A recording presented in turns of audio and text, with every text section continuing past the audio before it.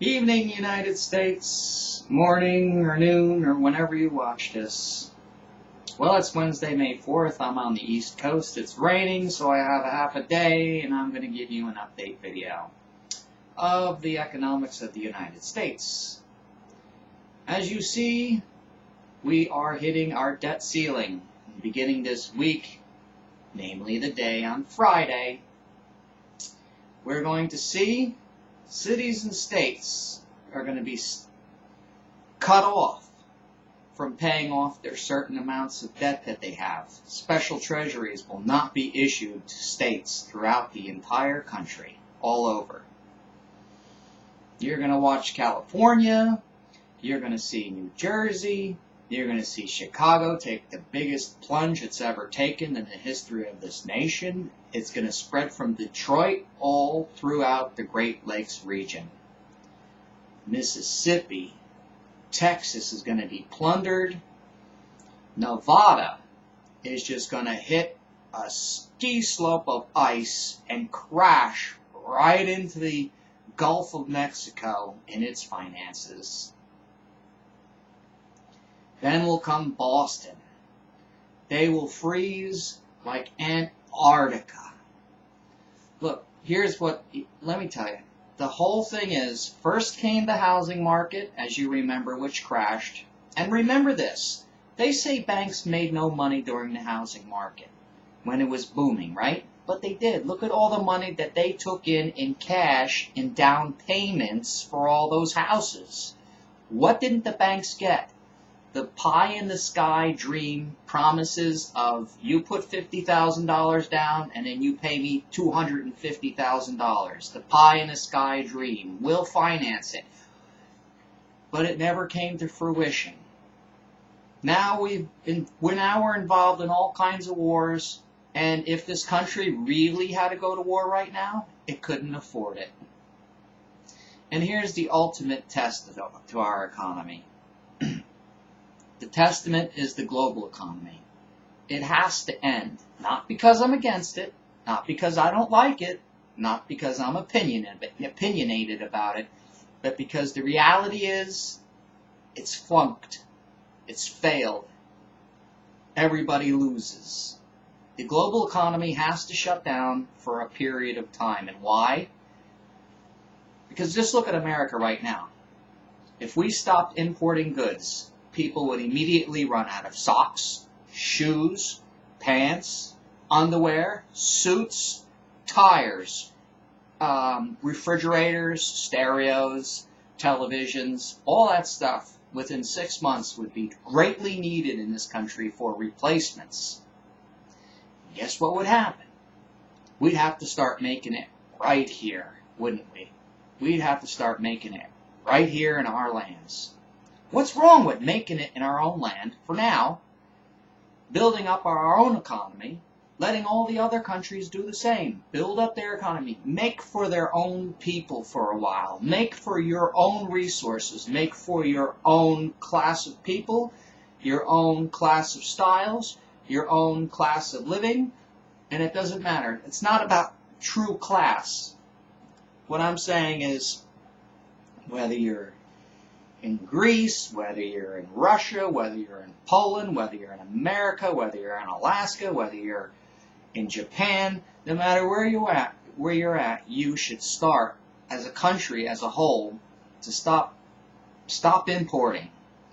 Stop importing. If you need to make something, buy the raw resources. If you need to make glass, buy sand. Don't buy the glass from China. Don't buy made stuff. Don't buy finished products. Buy the raw resources. Use those resources. Make the jobs. Build your own centralized economies up throughout all the world. Then you can attempt this global economy again. But right now, the pie in the sky is crumbling all around.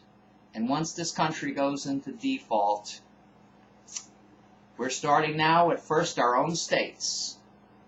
Our own states are going to go plunder boom, bang bang, right into hell. It's not going to be a pretty sight. You're going to see lots of police officers laid off. You're going to see lots of crime skyrocketing. You're going to see jobs just dry up, and you're going to watch gas go to $7 to $10 a gallon because someone's trying to keep this global economy alive. Well, they're dead. Even if we have to go find those people and force them to stop what they're doing, it should be done. Whoever can do that. I don't know who that person is or persons. I'm not capable of doing something like that. But whoever they are, whoever can stop this should go see those people about this global economy and tell them we need to stop and we need to make our own products in our own countries, at least for the next 15 years at the minimum. Next 15 years. The global economy is split asunder. It's gone. I know when it comes to wars and terrorism, the greatest danger is that danger never ends. But the reality is, make for what you need. Make for what your country needs. Use the resources of your country.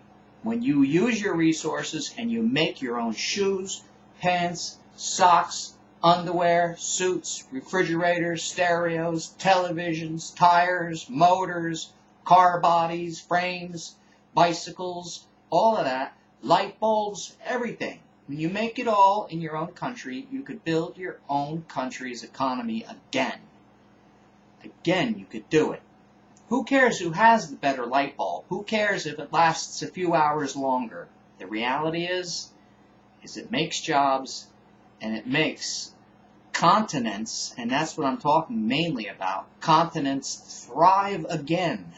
A global economy is draining all continents throughout the world. It's like somebody thinks like the Roman Empire. They wanted to grasp the whole world. Well, the world is mostly water, and when you squeeze it, mud comes out from around your fingers where you can't hold the whole globe. Well, that's the global economy. It's a bunch of mud oozing out and running down my elbow now and dripping on the ground. And that's all the cash from all the continents that have lost. So get with it. Stop importing. Close down this global economy. Use your resources. There's plenty of money and jobs to be made from a failing economic global economy. There's plenty of money. There's always something to do. There's always something to be made. There's always something needed. You just got to stop buying it from somewhere else to correct this economy. You have to. You don't have a choice now. There's no choice left. Close the borders. Stop buying all this junk from somebody else. And start making anew. If you want to build a global economy, try 25 years from now. Try 25 years from now. Be like Willy Wonka in the movie Willy Wonka and the Chocolate Factory. Remember, he closed down his factories to the public. Nobody could see inside. And he came out with the best chocolates and everlasting gobstoppers. Well, America, let's do that. Russia, you do that. China, you do that. All continents, all countries. Make the best of something that you can make the best. Share it with your people first. Try it out. Then share it with the world. But not right now. You have to work for yourselves and make yourselves better. The only way to make this global economy better is to shut it off and start from scratch again. The ball of mud has been squeezed. It's running down my elbow. What good is it? I squeezed it till there's nothing left. I open my hands and I have nothing. Nothing but mud. And that's our economy. Mud. There's nothing left but mud. I'm Jeff, and this is my report.